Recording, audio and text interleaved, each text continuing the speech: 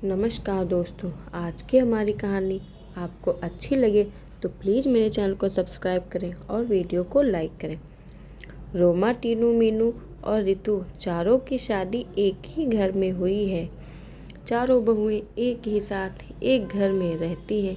चारों की सास सुशीला जी बहुत ही समझदार और शांत स्वभाव की महिला है, लेकिन अपने चारों बेटों की शादी के बाद सुशीला का सिर्फ एक ही काम रह गया है कि चारों बहुओं का प्यार कैसे बढ़ाया जाए। एक दिन सुशीला के घर उसकी बहन आई। सुशीला की बहन: सुशीला, तू तो बहुत खुशकिस्मत है। तेरी चारों बहुएं तो बहुत सुंदर हैं और तेरा बहुत ख्याल भी रखती हैं। तुझे तो घर के काम की चिंता ही नहीं रहती होगी। सुशीला: अरे कहाँ दीदी, मुझे तो हर समय यही चिंता रहती है कि कहीं इन चारों में लड़ाई ना हो जाए। जब भी मुझे लगता है कि इन चारों में बहस होने वाली है तो मैं बात को संभाल लेती हूँ। सुशीला की बहन: ये बात तो सच है सुशीला। दुनिया सोचती है कि बहुएं आ जाने से घर में खुशियाँ आ जाती हैं, लेकिन ये भी सच है, घर में बहुएं आ जाने से सास के लिए जिम्मेदारी और भी बढ़ जाती हैं। हर समय बस यही सोचते रहो कि कहीं लड़ाई ना हो जाए।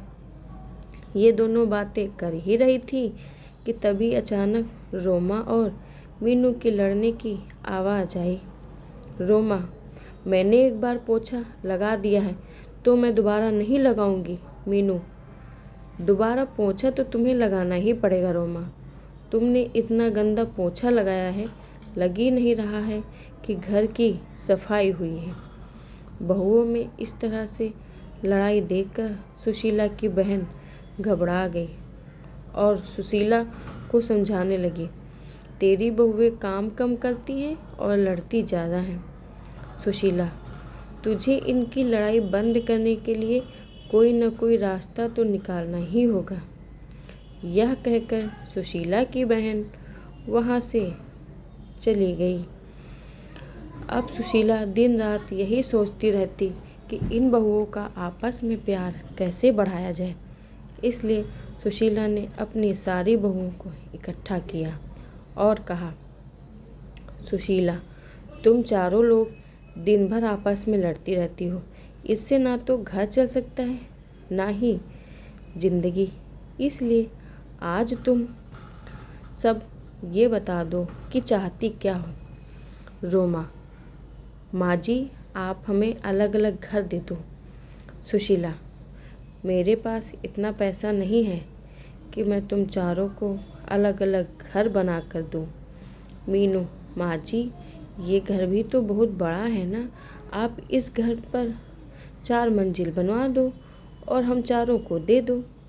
सुशीला: मैंने अपने चारों बेटों को बड़े प्यार से पाला है, इसलिए मैं नहीं चाहती कि तुम लोगों की वजह से मेरा घर टूट जाए। मेरे चारों बेटे अलग अलग रहें और मेरा क्या, मैं तुम चारों में से किसके पास रहूँगी। सुशीला की ये बातें सुनकर चारों बहुएं चुप हो गई। चारों में से कोई भी सुशीला को अपने साथ नहीं रखना चाहता था। सुशीला ने अपनी बहुओं को एकटक देखा और कहा, तुम चारों को मैंने अपने बेटे भी दे दिए और अपना घर भी दे दूं, लेकिन तुम में से कोई भी मुझे अपने साथ नहीं रखना चाहता। ये कहते हुए सुशीला की आंखें भर आईं और वह उन चारों बहुओं के काम बांट दिए और उन सबको कहा कि कोई भी आपस में नहीं लड़ेगा, लेकिन उनकी बहुएं कहाँ मानने वाली थी। अब चारों बहुओं ने एक एक टीम बना ली। एक टीम में रोमा और मीनू थी और दूसरी टीम में रितु और टीना थी। चारों आपस में लड़ती तो नहीं थी, लेकिन एक दूसरे की चुगली करने लगी थी। एक दिन टीना और रितु ने अपनी सास से कहा, टीना, माँ जी, आपको पता है रोमा 12 बजे से सो रही है। आज तो उसने सिर्फ घर की झाड़ू ही लगाई है और पोछा भी नहीं लगाया। रितु, हाँ माँ जी, आपने लड़ने के लिए मना किया है, इसलिए मैं मीनू से कुछ नहीं कहती। वह आज ही बाजार जाकर अपने लिए 3-3 साड़ियाँ लाई है। अपने लिए 3 साड़ियाँ लाई है और आपके लिए एक भी साड़ी नहीं लाई है। रितु और टीना तो अपने सास से चुगली करके चली गई। अब मीनू और रोमा की बारी थी। मीनू, माँ जी, आपने रितु को तो सर पर चढ़ा रखा है। वो हमेशा रोटियां जला देती है और आपके बेटे भी बोल रहे थे कि रितु की हाथ की रोटियां अच्छी नहीं लगती। रोमा, और माँ जी, कल टीना ने सबके कपड़े धोए और मेरे कपड़े नहीं धोए। मैं खाना बनाती हूँ तो सबके लिए बनाती हूँ ना। मैं किसी दिन उसके लिए खाना ना बनाऊँ तो उसे कैसा लगेगा। सुशीला सारी बहुओं की बातें सुनती और सर पकड़कर बैठ जाती। इसी तरह दिन बीत रहे थे। जब बहुओं को लगा कि हमारी सास तो हमें घर बनाकर नहीं देगी, तो चारों बहुओं ने अपने अपने पतियों को भड़काना शुरू कर दिया। जैसे ही उनके बेटे काम से आते, वैसे ही चारों बहुएं चुगली करने में लग जाती। एक दिन जब उनके पति घर आए तो रोमा बोली, रोमा, सुनो जी, मैं इस घर में नहीं रह सकती। मैं सारा दिन घर का काम करती हूँ और फिर भी आपकी माँ और आपकी भाभियाँ ताना सुनाती हूँ। रोमा का पति, मैं भी रोज़ रोज़ की लड़ाइयों से दुखी हो चुका हूँ। आज तो फैसला हो ही जाए। उधर मीनू भी अपने पति से कहती है, मीनू, सुनिए जी, हम कब तक आपके घर वालों के साथ पिसते रहेंगे। बच्चे बड़े हो रहे हैं, उनके भी भविष्य के बारे में सोचना है। आप तो सारे घर का खर्च चलाते हो और मैं घर के काम में लगी रहती हूँ। माँ जी से बोलिए ना, इस घर को तोड़वाकर फ्लैट बनवा दे, हम आराम से रहेंगे। मीनू का पति, तुम ठीक कह रही हो, आज माँ से इस बारे में बात कर ही लेता हूँ। आखिर हमारी भी तो पर्सनल लाइफ है। सुशीला के बेटे उससे बात करने के लिए आए और पीछे पीछे बहुएं भी आ गईं। बेटा, माँ माँ, कहाँ हो आप? बाहर आ जाओ। सुशीला कमरे से बाहर आती है। बेटा, माँ, आप घर को तोड़वा कर फ्लैट बनवा दो ना, अब हम साथ में नहीं रह सकते। दूसरा बेटा, हाँ माँ, हम सबको एक एक रूम मिला हुआ है। हमारे बच्चे बड़े हो रहे हैं, उनको भी अपना रूम अलग से चाहिए ना। और जो आपकी बहुओं में 24 घंटे लड़ाई होती रहती है, वो भी नहीं होगी।